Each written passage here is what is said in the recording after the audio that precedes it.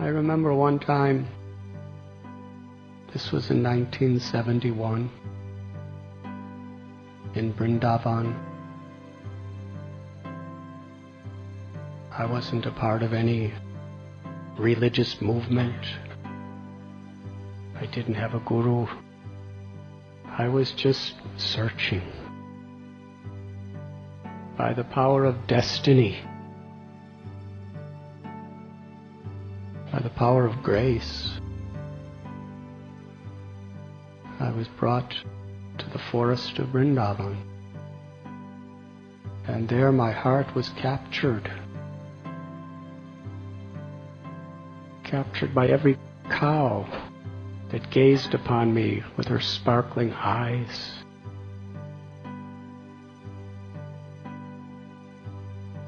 Captured by every bull, even the one that stabbed me in the stomach with his horn and threw me over his head. And then afterward I felt really nice.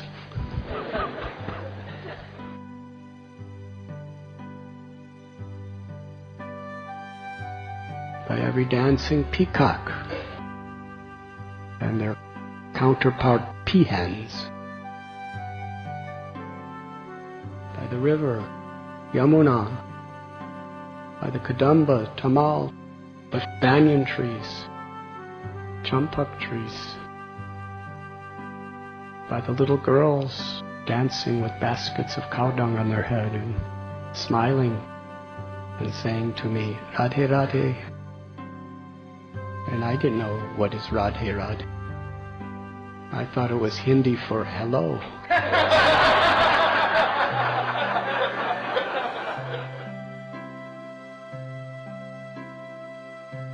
But there was something so spiritual about it. And the little boys playing cricket, and while they're playing cricket, whether they win or lose, whether they miss the ball or hit the ball, they say Radhe Radhe. And I learned that Radhe Radhe is Krishna, is God's. They're calling out Krishna's name. And the saints and the sages, the babas, the widows, their intoxicated nature of being so absorbed and attached to God in such a personal, such an intimate, personal way. And gradually I was understanding, little by little, that Krishna wasn't just the supreme, absolute truth that no one can know. After death you could merge into. Krishna wasn't a severe, awesome father dwelling somewhere way up above the clouds. These people, Radha and Krishna, were their neighbors. They were their countrymen. They're living here with us. Don't you see them? No, I don't see them. Yes, they're here every day. That was their feeling. And they lived in that feeling. This was so special. It was so real. And little by little I was hearing about the Gopas and the Gopis and the nature of their pastimes with Radha and Krishna. And one day I was sitting all alone on the bank of the river Yamuna, just meditating on the extraordinary nature of the devotion of Vrindavan.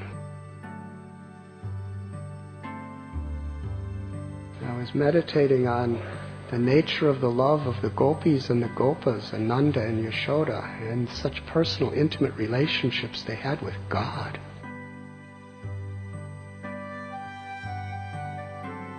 And I was feeling so thrilled looking down in the river, thinking this is the same river that the cows and the calves would drink water from, and Krishna would bathe with gopis and gopas in.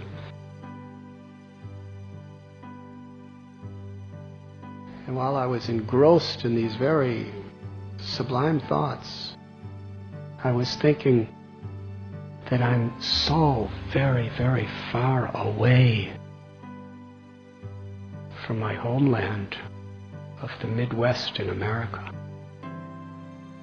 It seemed like totally another world. And then I heard behind me this man chanting some beautiful Vrindavan bhajan about Radha and Krishna. Turned around, it was a sadhu, Babaji. He had Vaishnav tilak, very prominent on his 12 parts of his body. He really looked like the very personification of a typical Vrindavan Babaji sadhu. And he sat next to me. And he started telling me about the gopis' love for Krishna in a very, very nice way. Not at all inappropriate. He was talking about their surrender, about the purity of their hearts. He was telling me these beautiful leelas.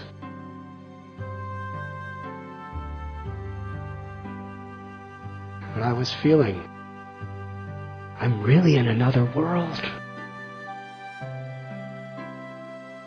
This is so special. We spoke for some time, maybe half hour, maybe more.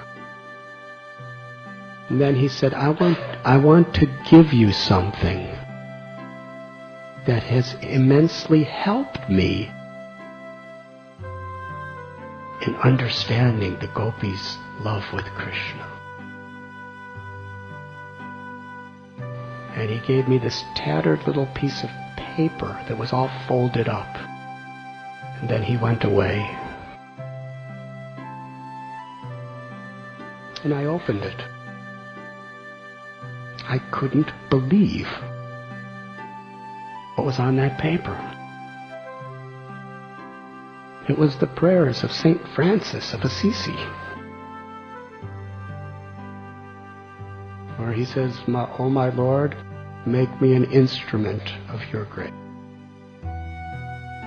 Where there is hatred, let me sow love. Let me seek not to be understood as to understand, to forgive." It's just a simple prayer, begging to be an instrument of selfless service.